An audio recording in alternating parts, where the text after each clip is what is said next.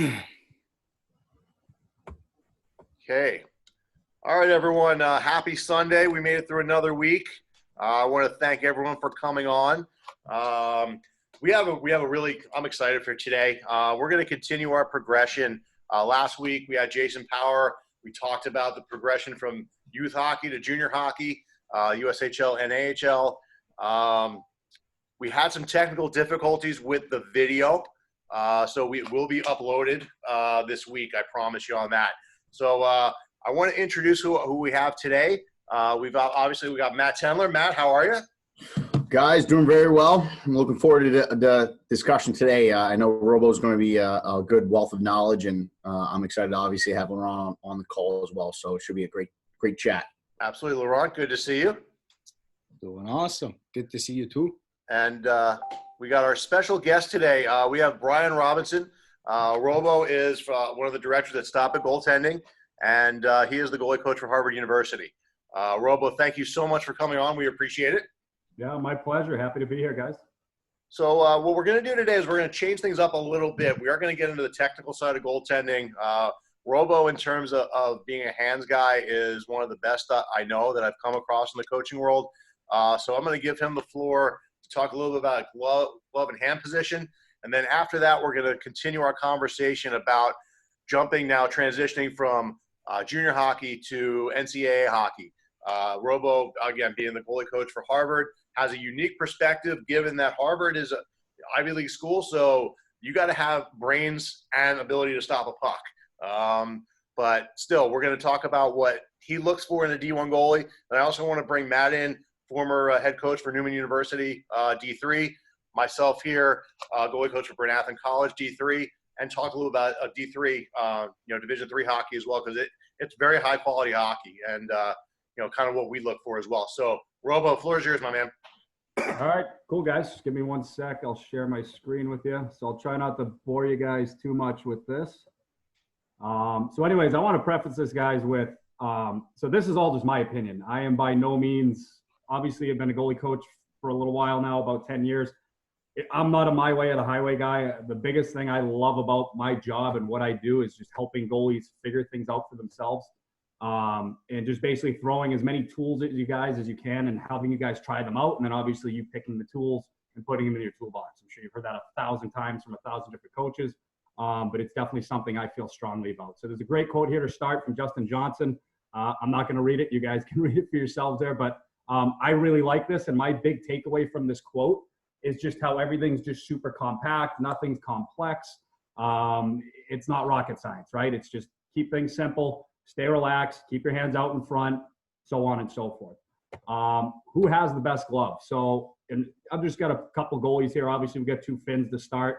In my opinion, Tuukka Rask, Rene over here as well. 2 excellent glove hands. They hold them very differently. You can see Rene's a little bit more kind of crazy, curls his fingers in towards his chest, where Tuukka, I see Tuukka more than anybody being from Massachusetts. Obviously, I've been a Bruins fan for quite some time. I absolutely love Tuukka's stance. He's super relaxed. He's super calm. He's not doing anything fancy. A couple other guys I consider to have really good gloves. Obviously, Carey Price. Everyone's seen that guy make a few windmill saves in his day. Same with Jonathan Quick. He's known for being a little bit theatrical with some of his saves, baiting shooters. Both these guys we're looking at right now, as we'll discuss a little bit, kind of like the show shooters a little bit more than being completely on angle and perfectly in position at times. Couple other guys, Connor Hellebuck, Mike Smith, again, very good goalies for a very long time, very good gloves, but you can see none of them hold their gloves the exact same way. And that's kind of what I want my big takeaway from this to be, guys, is it's not one size fits all. I'm probably going to say that about 10 more times throughout this thing before we're done here. Why do we need to look at the glove? If we look at these numbers, these stats are a couple years old, but I think this paints a pretty good picture. You can see majority of goals during the regular season were glove side. And then in the regular season, obviously not a ton of goals, but we're seeing, again, a good amount of those goals are going high glove. Why is that? We're going to discuss that as we move forward. Another kind of older stat of Matt Murray here. Obviously that season, Matt Murray struggled where the NHL average is 25%. But if we look at all these league averages, where's the highest average? It's glove side. So I think there's a couple things that kind of attribute to that. One is shooter tendencies. Everyone likes to go top shelf. Everyone loves to go glove side.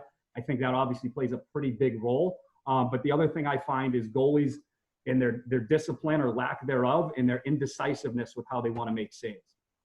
So baseball, why am I talking about baseball? We're all goalies here. I love a baseball approach to goaltending in general. So that goes not just to the glove, but the entire stance. So if we look at this baseball player here, he's leaning forward. If you guys have heard of head trajectory, this guy has phenomenal head trajectory right now, right? His pupils are centered in his eye sockets. He can see at maximum efficiency. So I love the baseball infielder stance, and I love applying it to goaltending from everything, from just being relaxed, the fingers kind of pointing forward. We're loosey-goosey. The more you can be relaxed, I feel like the better you can react.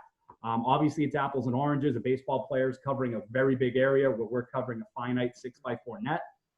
So again, with the stance, glove location, again, all the pictures we showed of the goalies back here, we see right here with these two, great comparison. Smith's a little higher, Hellebuck's a lot lower, almost down by his knees. I'll never forget the first time I saw Hellebuck play college when he was at UMass Lowell. I was watching him in warm-ups, and I thought he was going to stink. He looked like a freaking peewee goalie because he had his hands down by his knees.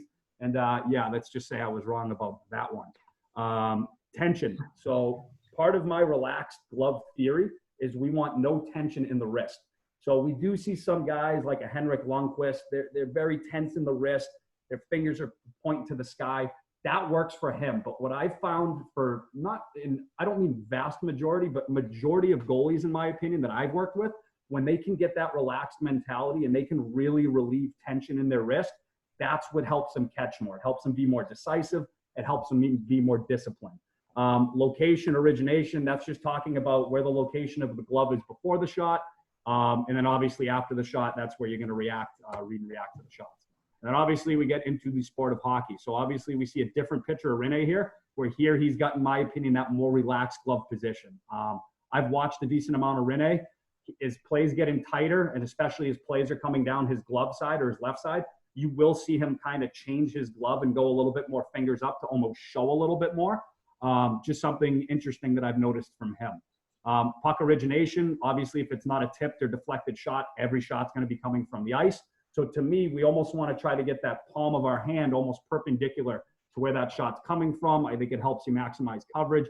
And again, if you're a little bit more relaxed, it's going to help you be able to catch that puck. Reflexes and reaction, in my opinion, it's easier to keep your hands a little bit lower and have a more discipline. Again, I find the goalies that hold their glove really high tend to lack that discipline, tend to lack that glove patience. And all I mean by that is, and I can remember, I can't play anymore because my hips are absolutely garbage, but anytime a guy went glove side high, the first thing we do is want to drop that glove. It's just a natural reaction. So I find the only goalies that can really be good with that high glove, they have unbelievable discipline. So I find it's a little bit easier. I find goalies are more consistent with their patience and discipline if they have those hands a little bit lower, a little bit more balanced. And then obviously hockey is a goaltender. It's style. I tell goalies all the time, goaltending is the coolest position in the coolest sport in the freaking world, because you get to customize everything from your stance, your paint job, your gear, your tape job on your stick, everything. So you got to figure out what style works for you. Moving on, the initial stance, the height of the glove, there's pros and cons. I don't have any scientific research to back up the pros and the cons. Some people argue with the higher glove as you butterfly, you have gravity, you have momentum kind of guiding that glove and helping it come down. Where others kind of with the muscles, I talked to a couple off-ice trainers, physical therapists. Again, they couldn't really give me any concrete information. But what one said is that the muscles in your arm help it come up quicker than to bring it down quicker. The angle of your glove, it's important. If you get your thumb rolled back, pucks can break off the glove. On this play here, or this picture, we're looking at a Jonathan Quick. I have no idea what he's looking at. I'm willing to bet this is probably an in-zone face-off, but he doesn't really stray from that glove position. Like, you'll see him, he kind of has that thing holstered, almost like he's ready to pull it out of his gun holster most of the time. Finger position is big. If any of you goalies ever went to the GCG camp in the summer over in Marlborough, John Corrado, he's a former goalie coach at Merrimack College. He loves what he calls forward finish fingers. And that kind of ties into my relaxed glove position theory, where if we can have fingers forward, it's going to cut off the trajectory of the puck, the upper angles, assuming that you can be patient with that. Distance from the body. That's with your hands, obviously, in your stance. I don't want Frankensteins in net. I don't want the hands way far out. The further your elbows are away from your body, the bigger the holes are underneath your arms. And the bigger your holes are, the more prone, the more likely it is that you're going to drop your arms and you're not going to be disciplined with your hands. And that brings us into elbow position. To me, a good stance start, if you just lock your elbows in tight to your rib cage and then just fully release all tension through your neck, your shoulders, your whole body, I personally find that to be a pretty good starting point for your stance. Up or down, we talked about this a little bit already. We get the gravity and momentum. Muscles, obviously preference. Again, guys, I can't preach that enough. Preference. Figure out what works for you. Just because Henrik Lundqvist, just because he's your favorite goalie, doesn't mean you can play like him. You can try it, obviously, and I highly encourage everyone to try different things. But at the end of the day, if it doesn't work for you, try something else, figure out what works for you. And then moving with and against trajectory. So obviously, if you have a lower glove hand and you're trying to catch a high puck, it's really hard to keep that glove on that same plane. You tend to have that tendency to pull back. So I think kind of part of Lundqvist's theory, and I don't know Henrik from a hole in the wall, but from watching him play, I think he likes the ability to open his shoulders, pull back. He's still one of the few guys that regularly makes those toe-up, half butterfly, windmill glove saves that we see on the SportsCenter top 10 all the time. Situational positioning. I touched on this a little bit with Rene. You can see here with Price, this picture is a lot different than the first one we saw of him when his hand was much lower down by his knee. So I think as goaltenders, when you read the play coming in, you understand shooter tendencies, area of attack, where they like to shoot the puck, what might be available, what might not be available. That's where you see some of the best in the world. They don't just hold their glove, they'll adjust it. They might get it a little higher, they might bring it out a little bit more, project it a little bit further, stuff like that.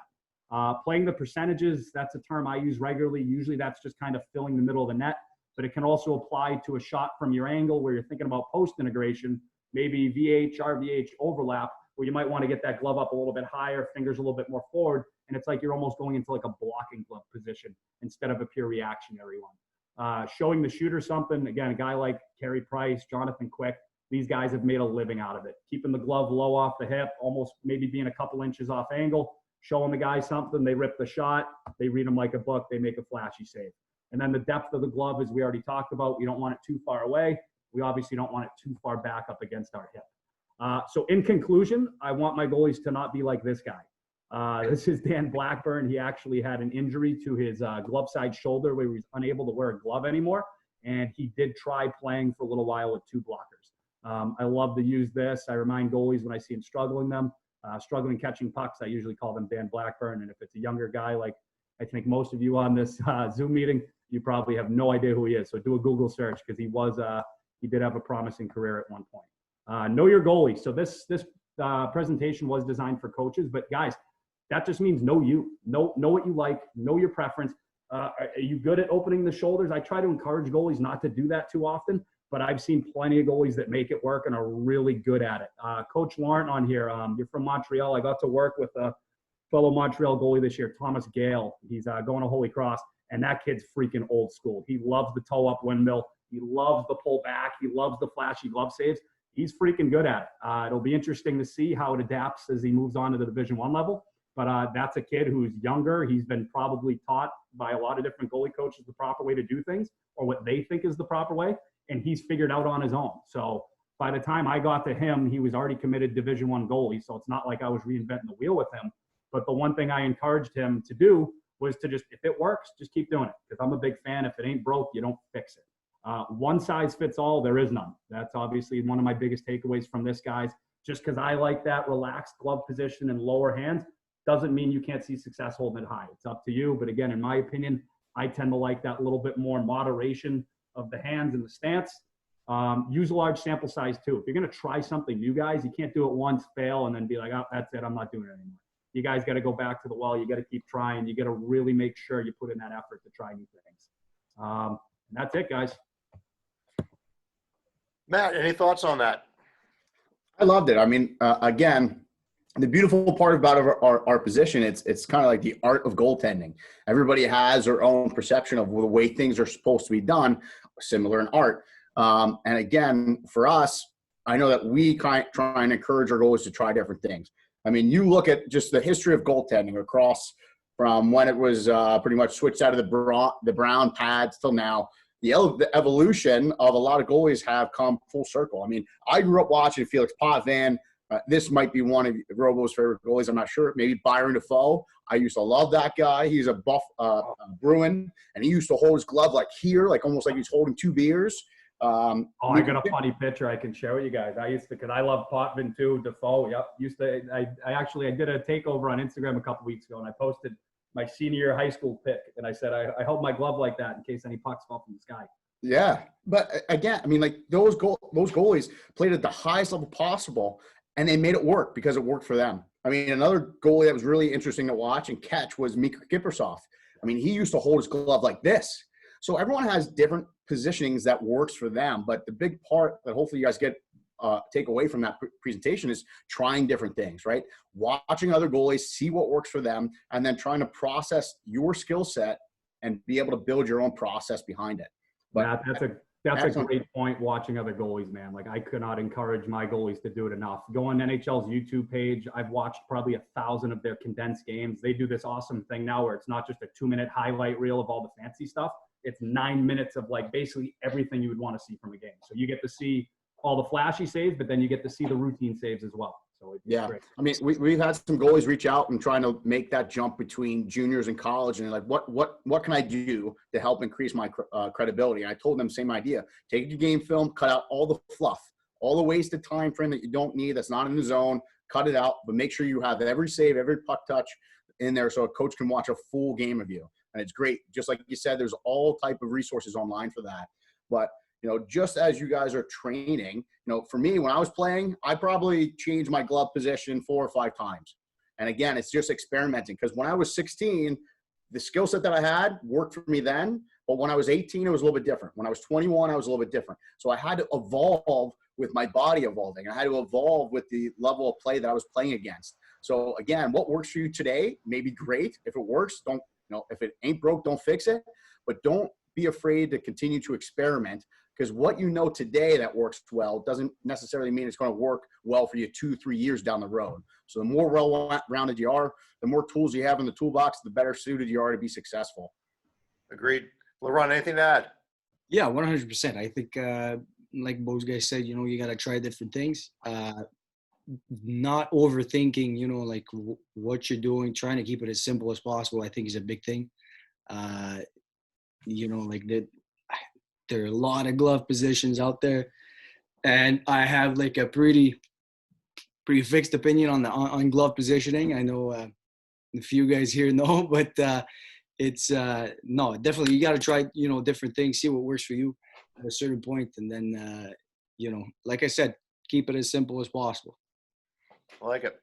So let's change gears a little bit. I want to get into a conversation about transitioning from junior hockey to college hockey. But I think one thing I think is important, I want to share my screen very quickly, is there were some changes to the NCAA recruiting rules, major changes, in fact. Last year, 2005, which would be 9th graders, were able to verbally commit to colleges, which personally I think the three of you would agree is asinine. Yep. That you don't know what a 14-year-old is going to be able to do when he's in 21 years old, when he's a freshman in college. So that rule has changed. So I just want to quickly go over this, and then Robo, we're going to pass it to you.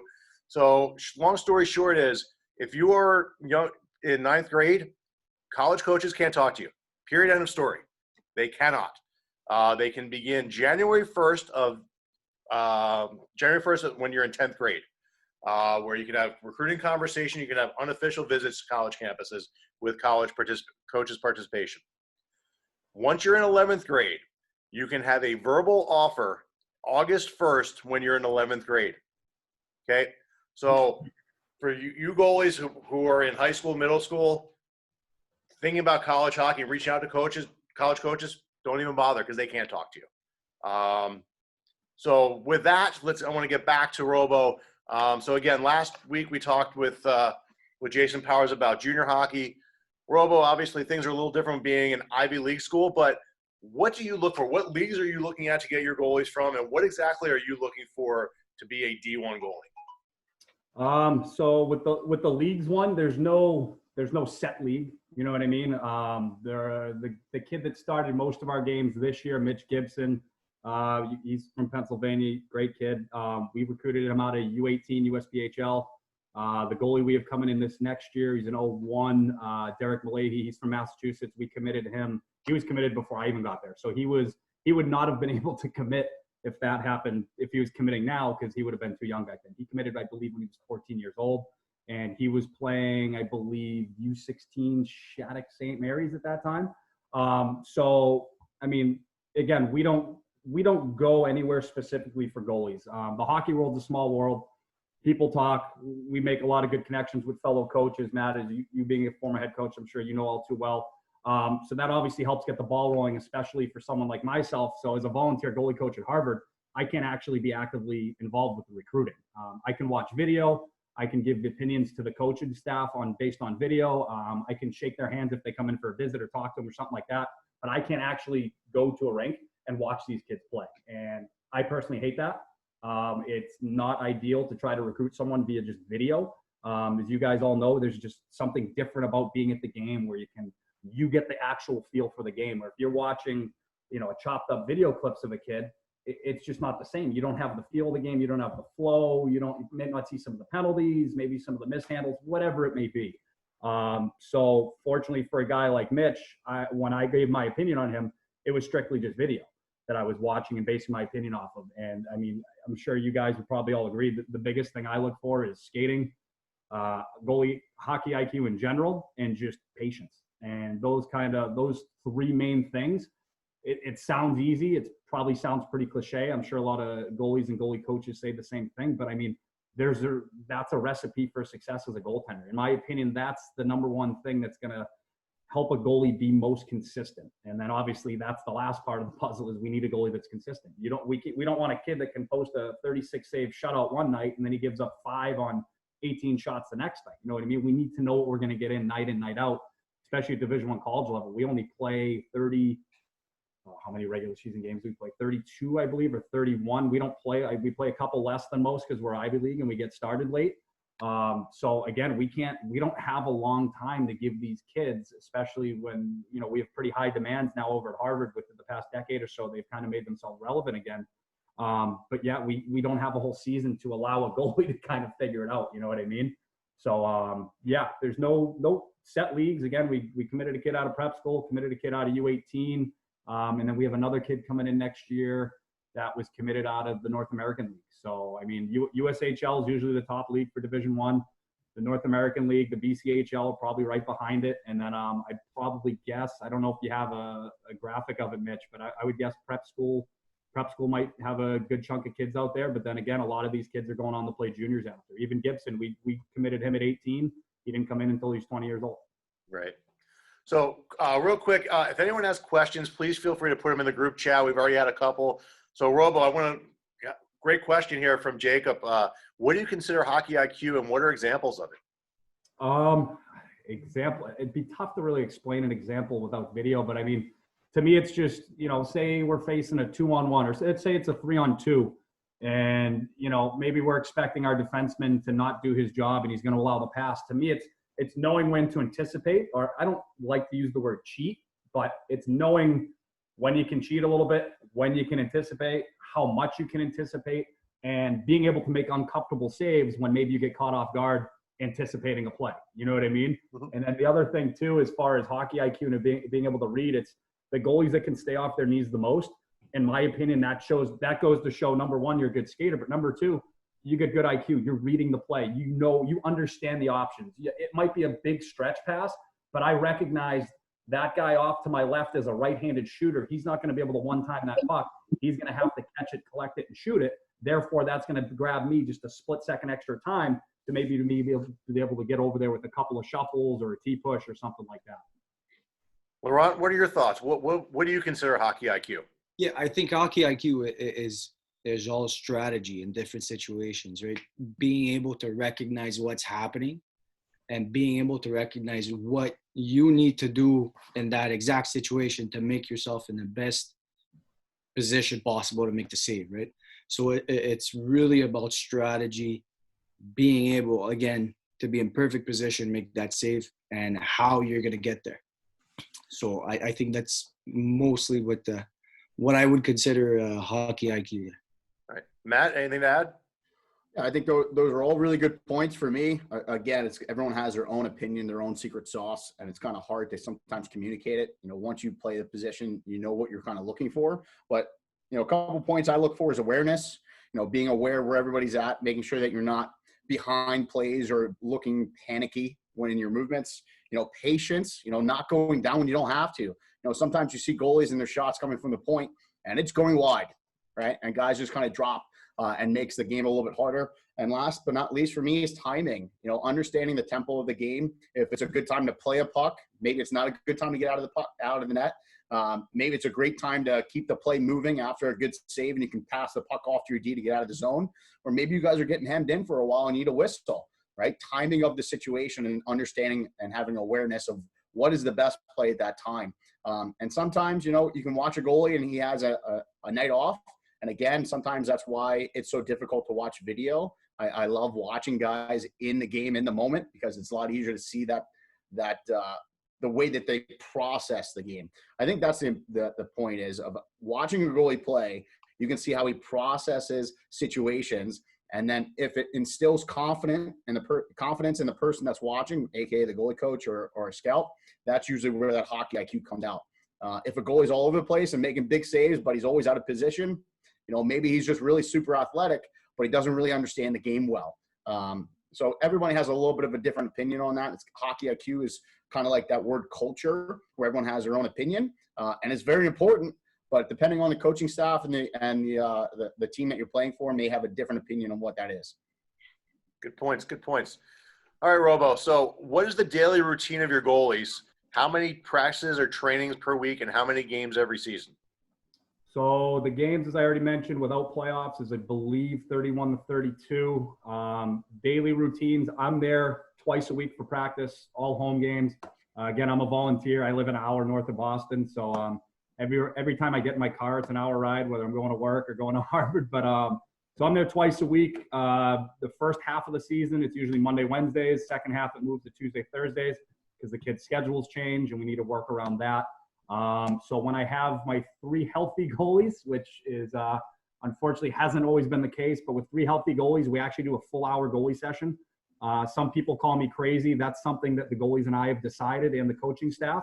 And with the pace of the drills, and it's a controlled environment, the kids aren't getting killed out there. We found it's a pretty good chunk of time, 50 minutes to give us plenty of time to work on skating, any puck handling, proper warm up, and then get involved. So with the first day of the week, I'm usually there, assuming we play games the week before. We have game video that we go over. We have a great program, Exos, that chops up everything, so I don't have to chop up any video. It's great. I get there, I plug in my iPad, boom, there's everything. It's goalie preference. All the goalies I've worked with at Harvard, they want to watch every clip. I'm a personal believer of paralysis by analysis, so we might watch every clip. We don't break down every clip. If there's a clip that that's worth breaking down, we'll talk about it. But basically, they just like to run through all the clips, and then obviously the puck touches too. Puck handling is huge for us at Harvard. The head coach, Teddy Donato, myself, we want the goalies getting out and stopping as many rims as they can. And that's about it. If they can stop a rim and set it and leave it for a defenseman 90% of the time, I'm happy. If we can avoid going glass and out as much as possible, that's great, because that's usually just turning the puck over to the other team. So again, kind of getting a little bit lost here. So again, we usually do game video when I get there on a Monday. The goalies go off and stretch, or sometimes we'll do video in the locker room. They'll stretch while we're doing video so we can kind of multitask. Get on the ice, 50-minute goalie session. Again, skating, puck handling, warm up. Then we work on drills that I recreate from the game from the weekend prior. Or if I've seen one of the other goalies that didn't play struggling with something, I might throw a drill in there for them. And then on Wednesday or Thursday, depending on the time of the year, we have a group goalie video session where we watch NHL YouTube highlights together as a group. It's kind of become a big hit in the locker room because I plug in the TV at the locker room. We get this nice big projector. And it's actually usually not just goalies. It usually ends up being about a third to half the team at times. And we talk hockey. And it's honestly one of the things I enjoy the most about coaching is just being in the locker room with those guys, talking hockey with not just the goalies, but getting the input from the players as well.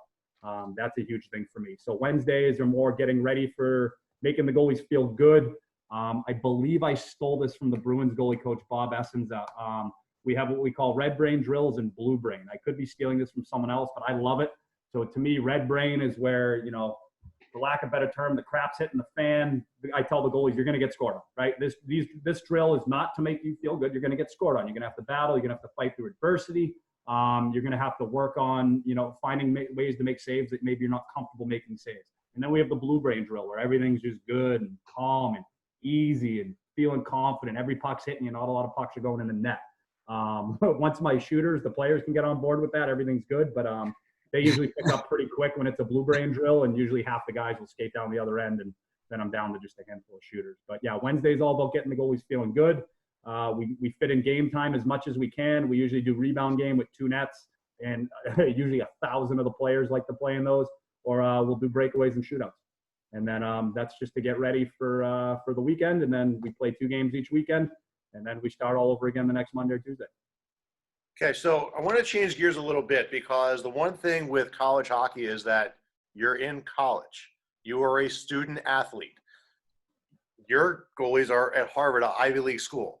Yes. How do your goalies manage the hectic hockey schedule and then also their academics? Yeah, it's very impressive. So the big thing that these kids need to have to succeed there is discipline. If they don't have discipline, if they're not structured, if they can't plan out their days accordingly, it's not going to work. Fortunately, going into my 5th year over there, I haven't had a goalie that struggled with it. I mean, here and there, I have a goalie coach. I can't make the session today. I get a test or this or that or the other thing.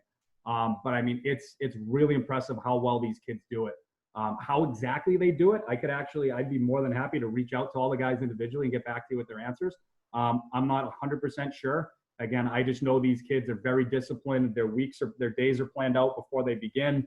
They're not just winging it. I know when I was in college, I kind of just winged it. I always use the term, I do well under pressure, and it was really just me and my bad habits of waiting till the last minute to do things and procrastinate. But there's no way these kids can do it at that level. Especially once the season started, they're traveling all the time. They're in the buses. They're in the hotel. If we're going all the way out to California, like we were lucky to do this year, they're on planes and whatnot. And there's just a lot that goes into it. It's not just hockey. They get the off ice. They got to go in for PT, for therapy. Again, it's nuts. And a lot of these kids are in what they call finals clubs over at Harvard, which I still don't fully understand what these are, being a non-Ivy League student myself. But they have a ton of obligations, not only with just the hockey team off the ice, but academically and, with the rest of the student body as well. So Matt, I mean, you did this. I mean, Robo, you did as well, but I'll give you a break from talking for a second. Matt, how did you handle the balance between being a D3 high-level goalie and being a student? Well, time management. I mean, I was a little bit of a different situation than the guys that Robo is dealing with. I mean, those guys, Harvard, anybody that goes to Harvard is very, very intelligent. Okay, but that doesn't take away from all the other players that go to other universities, right? They still have to learn how to manage their time. The structure is very, very similar. I was an NCAA athlete. I went and did a double major. I graduated in 4 years with 150 credits, which is usually a 5-year major. I also was a goalie coach at the same time, working and volunteering for the Little Flyers. So you really have to learn how to make 24 hours into 25 hours. I mean, you got to find time that you're wasting within your schedule, and you have to really learn how to manage your time well. You can't waste your time on things that don't matter. And I think that's a big important piece, right? We all have priorities. For a student athlete, when you get to that level, obviously academics, that's what you're there for. But let's be honest, right? When these guys are there, hockey is the main priority. School's going to get done, right? School is going to get done, and you guys need to get your academics done. But the reason why those players are at that school outside of the academics is for hockey. So hockey is very important. So when I was in Newman, we would do practices Monday through Thursday. It was usually around 2:15 or 2:45 is when we would start. So I would force myself to have all my classes in the morning. So then I would get everything done out of the way before practice. So pretty much my academic side of my class responsibility was done around 1:30 or 2:15, depending on the day. I had a couple night classes that I had to mix in there only because they didn't offer that class at the right time, or I had to mix in some online classes, which really was helpful for me when I was a student athlete, because it allowed me to do a lot of my classwork while I was on the road. And Newman, we played the majority of our games on the road. At Division III, the season schedule was 25 games. You can have 2 exhibition games at the beginning, but usually those are technically scrimmages. And then obviously you have your playoffs. So it's not a very long season in terms of games, but it's a grind with all those responsibilities that you have. So it's making sure you're not wasting your time, make sure you're not, doing stuff that is going to distract you from your goals, which obviously should be athletic and academics, and finding ways to be the most efficient that you can be. When I was in school, we had study groups. That was very helpful for me. It allowed me to kind of piggyback off of other people inside of my class to help all of our ideas come together to be best prepared for either papers or presentations or tests. And it was kind of a group collective battle on not only just the hockey guys, but all of us together. So it's not easy. You really have to be disciplined, and you have to learn how to function on sometimes very minimal hours of sleep. It's a challenge, but some games one of the games that stick out in my mind is some of the long travel games. We went out to Michigan. We played the U.S. National Development Team, and we played Adrian College. And we left on Thursday. We played Friday, Saturday, and then we drove home Sunday. We didn't get home till Sunday night around 2:00 in the morning. And then most of our guys have classes at 8:00. And there's no excuse for anybody to miss class due to travel, because that's the expectation. You have to do it, right? Hockey is a privilege. The academics is a priority. So you have to make sure to find a way to be successful in whatever you have to do. I mean, there's been times where on the coaching side too, we go on a road, we come back home. I get home at 2:00 in the morning. I got to be up in the car by 6:00 the next day to go travel out to, Johnstown to watch a North American Hockey League game, or up to Marlboro to watch, a USPHL showcase. So everybody has the same amount of time in the day. You just have to be able to find the best way for you to be the most effective and efficient with your day. Said. Laurent, anything to add? Yeah, like Matt was saying at the end there, I think it's really like that for anything you're going to try and do in life, right? It's always going to be try and manage your time as best as you can.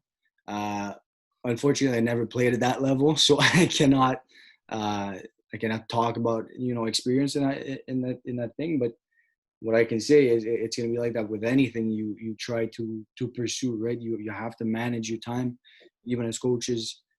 Whatever you do in life, you got to do it. So that's what I could add on that. And if one thing, like for me, I found a lot of success after I was done playing, and I think it comes back to the lessons that I've learned while playing. Right? I mean, hockey is not easy. It's even more and more challenging every year to get to a high level and play at a high level. And once you get there, the expectation is you have to be as perfect as possible. There's not a lot of wiggle room. For us as goalies, but also just student athletes in general. It's very competitive, and everyone's looking. I mean, especially at the larger schools, you're under a very fine microscope, and everybody wants to see you do well. But there's also some people on the other side that aren't very big fans of athletes. So you're always fighting a little bit of a duality there. But overall, if you can learn these lessons earlier on in life, it's going to help build the foundation to be much more successful when you're later on. And Robo, correct me if I'm wrong. For the most part, your guys are there. You don't have to teach these guys that stuff. They already have that and learned from their past experiences. So you're just focusing on the hockey aspect, because these guys are well tuned athletes, but also 100% invested and involved and engaged in their own academic success. That you're not pressing them or pushing them to do everything. Everything is motivated internally by them. Correct. Absolutely. 100%. Yeah. And that applies to academically and athletically as far as having to motivate someone. If you need to motivate a kid in the classroom, you need to motivate a kid on the ice, that ain't the kid I want to work with. Exactly. 100%. So Jacob has another question. Do your recruits do classes when they're in juniors or in the summer? So they can, but Harvard, I believe Ivy Leagues altogether do not transfer credits from other schools, unfortunately. I know some Division III programs do. I know I played with a handful of kids. Again, I haven't played since 2009, but some kids I played with, they take community college courses. But if you are going to do something like that, you just need to make sure that the course's credits can transfer. And Harvard does not allow transferring credits from other programs. Maybe Ivy League to Ivy League, but I don't know how many kids are making that leap. Right. All right, so I want to change gears a little bit. So Can I jump in too? Because Good, Matt. for the Division III route, I did that. So when I was in juniors, I didn't know if my classes were going to transfer. And to be honest, all my classes did not transfer into Newman. But I wanted to stay involved or at least exposed to academics when I was in juniors. I didn't want to lose my whole brain of what a classroom feels like. So I took one or two classes. You also have to be careful when you're taking classes in juniors not to ruin your eligibility though, right? You can't be a full-time student. And there is a ceiling of the amount of credits that you can have before coming in. But also for Division III route, if you do have enough credits, you could technically come in as a transfer. And the transfer process is a lot easier than coming in as a normal student. So everybody's situation is different. And some of the guys that I played with that did this were high level athletes. They should have went Division I, but they couldn't. So they try to get enough classes at a community college to boost up or prop themselves up with better grades.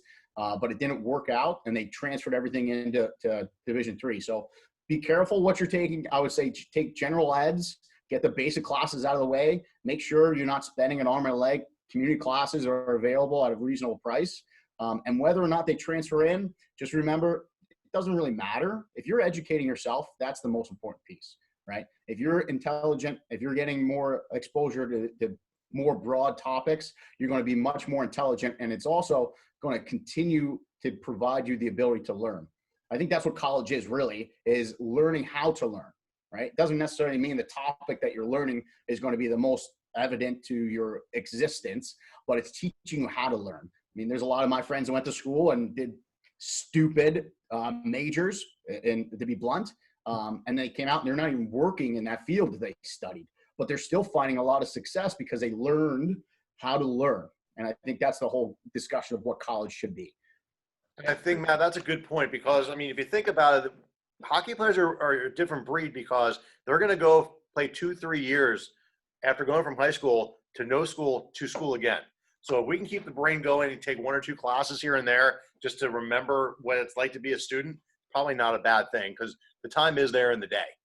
So yeah, I'd agree. My goalie that just graduated, a senior this year, Cam Gornett, he took classes all through juniors knowing that they weren't going to transfer to Harvard. He did it just so to keep his brain fresh, as Matt said. So let's change gears a little bit, and I'm gonna be the bad guy here and say that not everyone on this call is gonna play D1 hockey.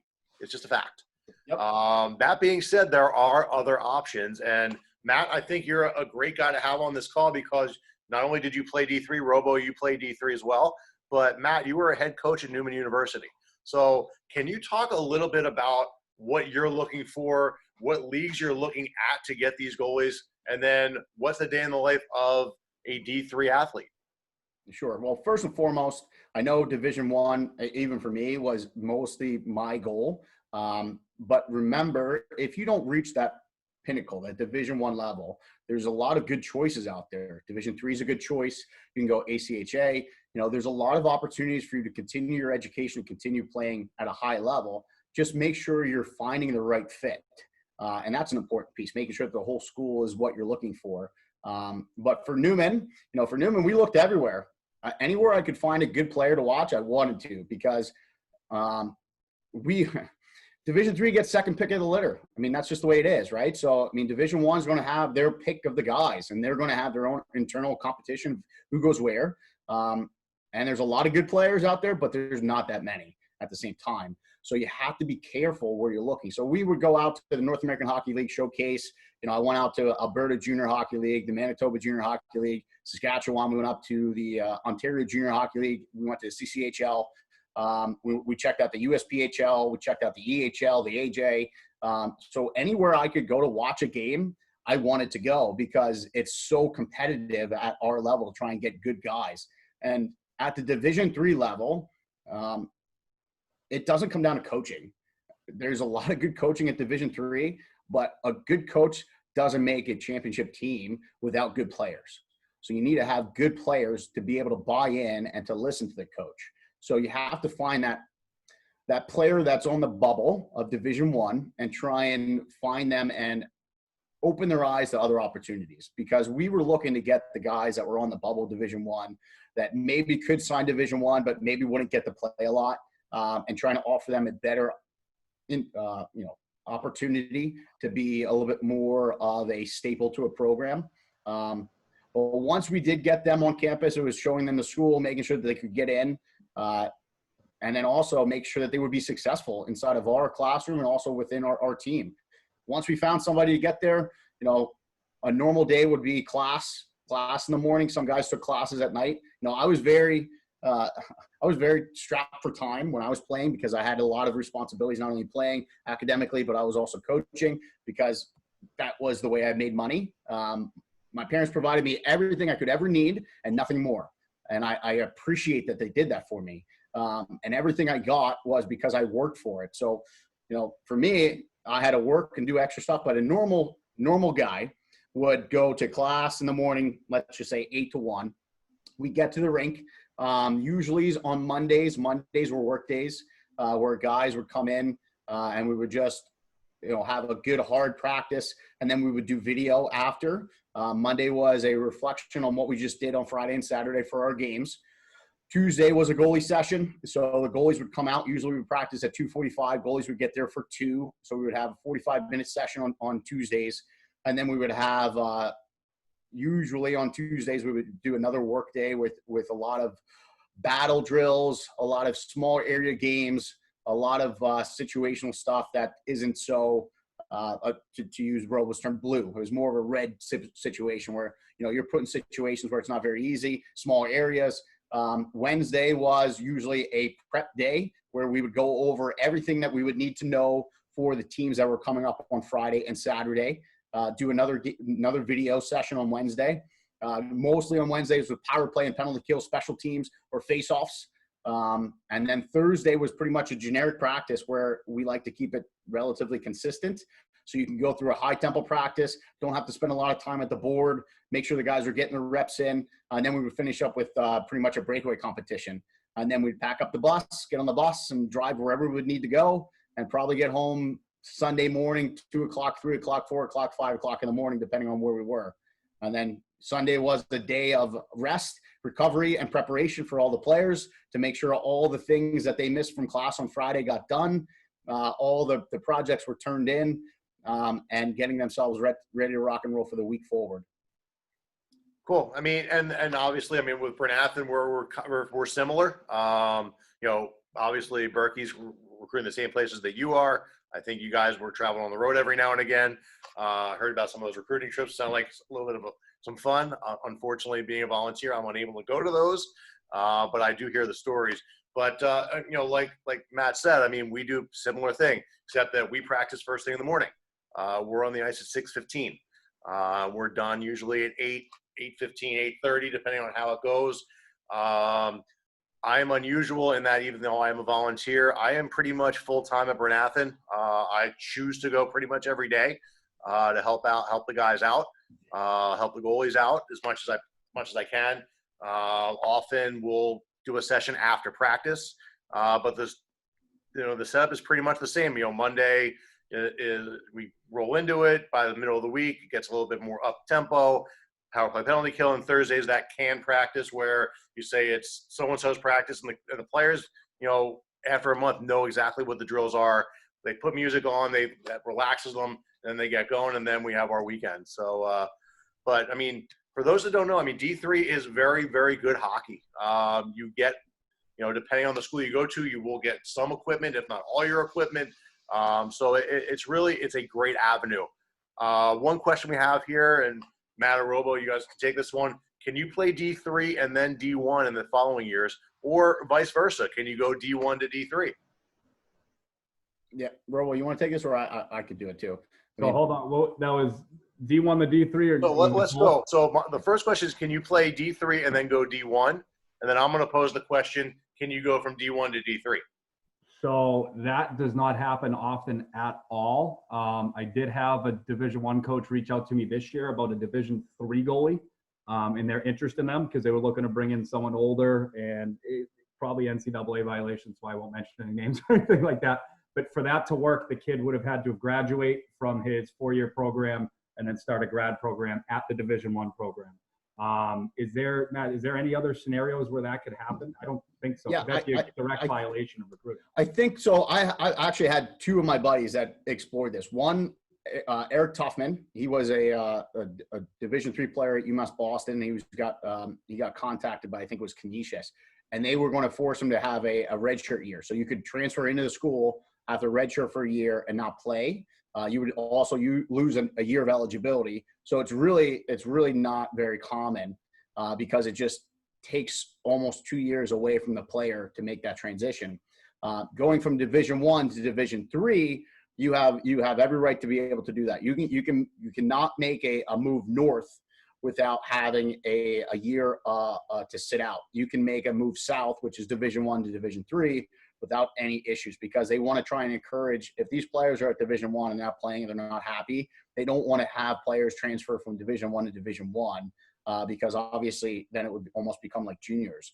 The guys would transfer until they find a place that they can play. But if Division I doesn't work out and you want to go somewhere else, we've had a lot of Division I guys come down to play Division III, and not necessarily guys that are impact players in Division I, but come down and be impact players in Division III. And there's no sit-out period, correct? D1 to No. D3? D1 to D3, there is no sit-out period. There's no penalty to go down. Yeah. And then in general, if I remember correctly, you have a 5-year clock to play for, correct? Correct. Exactly. Okay, so we have another question. You might not know this, but if you're in school, why would they have you miss class on Friday if they could just do Saturday, Sunday games? Okay, so that's probably coming back to my schedule at Newman. So in Division III, you can only play. There's like a limit of number of days you can play hockey in a row. So you have to make sure that there is a day off. So if you play Saturday, Sunday, you would lose a day of practice throughout the week. If you play Friday, Saturday, it allows easier for travel. And plus, most of the time for us, for Newman, when I was there, we would travel a lot. So it was better for the travel schedule. Some schools that are closer, that have a more of an easier travel schedule, may play some games on Saturday and Sunday. But I think it's just in there for ease of use for travel and also to build in that buffer day so we're not losing a day during the week. Okay. If anyone has any other questions, please put them in the chat. But, tonight we'll make it a little bit of – it's a Sunday. Let's kind of make it an easy night. Kind of want to do actually, Simon's got a question. Do you play every day at D1? No, that same rule applies to us. Yeah, it's across all sports. In the NCAA, there's a lot of rules in the NCAA. If you don't play hockey, there's a lot more rules. If it's too hot, you can't play for so long. If it's too cold, you can't play for this long. So there's a lot of rules that are involved in the NCAA that I'm sure most of you guys don't know, that all the coaches and all the programs have to abide by, and that is one of them. You have to have a day off of rest. The too cold rules applies to us because of the outdoor rink. If the wind chill's under a certain temperature, we can only be out. There was one practice we could only be out, I think, for 25 minutes. So we had to go – we literally went out for like 20 minutes, went back in the locker room, sat in the locker room for like 25 minutes, went back out for 20 minutes, then came back in.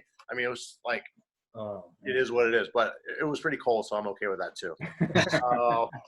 So just kind of wrapping some things up today. Dom's got a question. Always at the end, we always get the questions. What to you sets goalies apart? Laurent, let's start with you. You've been a little quiet today. Yeah, I mean, I'm just learning so much about the U.S. System again this week, which is great. I mean, I think a goalie that's able to, to play his own game is a big thing. And, for sure, like you have all those technical aspects, like, positioning, tracking, blah, blah, blah. But if you're able to take, again, this is going to be very cliche, but if you're able to take, things here and there from different coaches, and you're able to put them all together and make it your own style, that's a big thing for me. And it like being confident in that, like when you're in camps and you're just looking at goalies and you're trying to find, your two goals for next year, I think that's a big thing. Just confidence in that, like the kind of the energy that you put out, right? Being able to recognize the energy that you put out is a big thing. So for me, those are the two things, right? Basically, having your own style, being able to play your way, and just being confident in nets is definitely setting goalies apart for me. Robo? I mean, as it relates to college hockey, for me, I mean, when we're looking at kids, they're all pretty freaking good at stopping the pucks. You know what I mean? So the two things that I like to look for is, number one, consistency playing the puck in decision making. Are they turning it over every time they go behind the net, or are they making the right play majority of the time?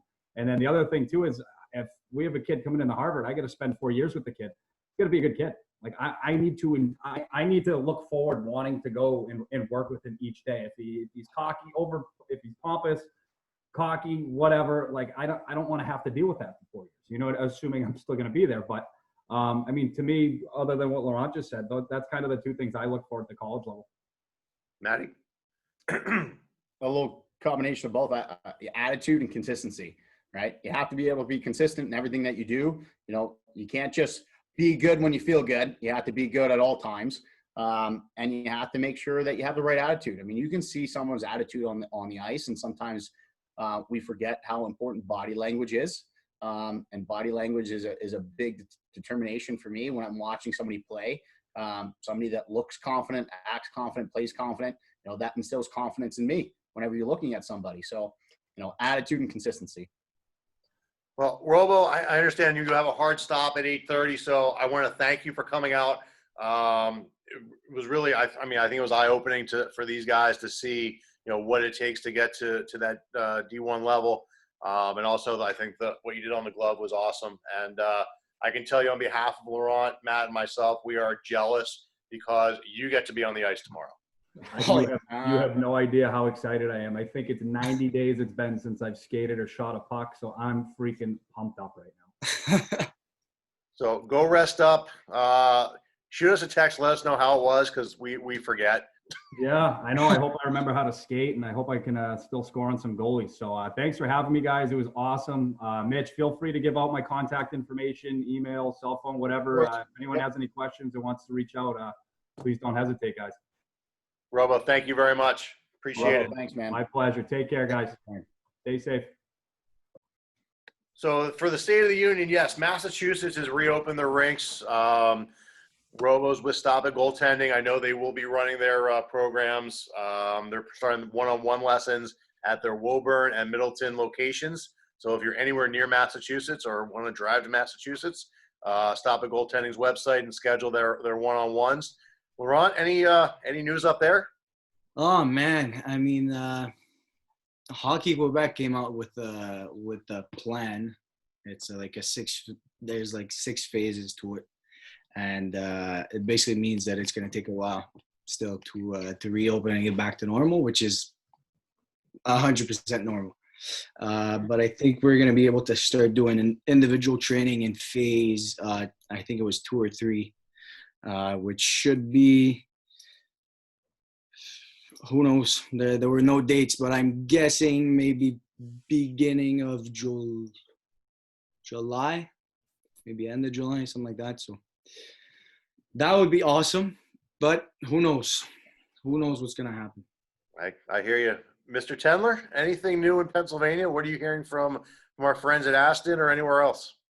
So there's a few rinks that are getting very, very close to opening their doors again. What that looks like, I'm not quite sure yet.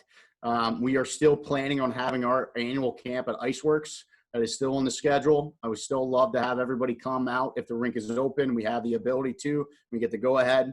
We're planning on doing that. Hopefully, even before that, when the rinks open up, we'll get back on the ice. As soon as the rinks open up, I want to be one of the first ones to grab some ice, a big chunk of ice. So we'll get back to work. But I still encourage everybody to invest their time wisely while they're still at home and away from the rink, right? Just because we're getting closer to that time frame where we can put the pads back on and get back to what we know and love, it's still going to be different. It's not going to be 100% the same. It's not going to be everything that we're used to before. So make sure you're putting your time and effort into your off-ice routine as well. Before we move on, Max had a question, 2 questions. And I want to make sure we hit that. Any tips for smaller goalies, and is there a way to work on consistency? we've hit this before, so I'll keep it relatively short. Smaller goalies need to be great skaters. You can play a little bit more aggressive. That's going to help you take up more net. The consistency part comes down to hard work, right? And attitude and dedication, right? That's all it is. I mean, the way that you do one thing is the way that you're going to do all things. So make sure you do that one thing the best of your ability every time. And that's where that consistency comes from. It doesn't happen overnight. It's more of a marathon, not a sprint. So if you're doing and working over, a hard period of time, 2-3 weeks, and you're still not finding success, don't lose your motivation. It's going to take years upon years upon years. And it's not something that you will ever really attain, but you're always going to consistently work towards. But besides that, back on the hockey side, I'm just looking forward to get back on the ice with you guys. I know I'm missing it. I know, Mitch, you're missing it. Laurent, I'm sure you're going crazy up there too. And once we get back to what we know and love, it'll be a little bit easier to kind of process everything that has happened. But just remember, anything that you guys can do to give yourself a leg up while you're away from the rink, you're going to put yourself in a better position to be more successful in your competition. So don't miss out on this opportunity right here. It's a huge opportunity for you guys to continue to get better. 100%. And I mean, just as we were talking, I mean, yes, I mean, we're looking at hopefully doing that, our annual camp at Aston. The synthetic studio is still closed. I would love to open it up, but we do not have the go-ahead to do that as of yet. I assure you, as soon as it's available, it'll be out there.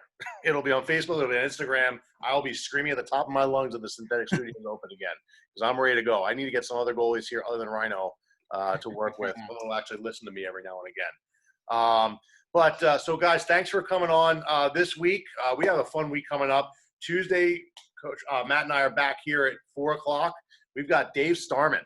For those that don't know Dave, he is a NCAA television analyst. He's also the head of ADM goaltending in Long Island for the Long Island District. He's also now an assistant coach for the 2005 Long Island Goals team. Great guy. He's going to shed a lot of insight on a lot of different topics. Immediately after at 5:30, I'm doing my hand-eye session. And then at 5 o'clock on Wednesday, doing the synthetic skate again. Next week, 7:30 again, Sunday night, we've got Jason Wolf from Wolf Hockey Development. He is the goalie coach for the NAHL Maryland Black Bears. So we got some good stuff. And guys, I hate to tell you, but the vertically challenged theme is gone because Jason Wolf is a big boy. So we're gonna have a big goalie on big coach on for a change. So everyone, thanks for coming on. We'll get this up on YouTube again. Last week's will be up this week as well. Just had to edit out a couple of things that it was unfiltered and maybe a little too unfiltered. So until then, stay safe and hope to see you all on Tuesday. Laurent, Matt, talk to you soon. Hey guys, thank you. Thanks, Laurent. Thank you, Matt, for coming on. Always a pleasure seeing your smile. I look forward to that on Sundays. Yeah. All right, guys. One of these days, we're going to get a session together. We'll get it in.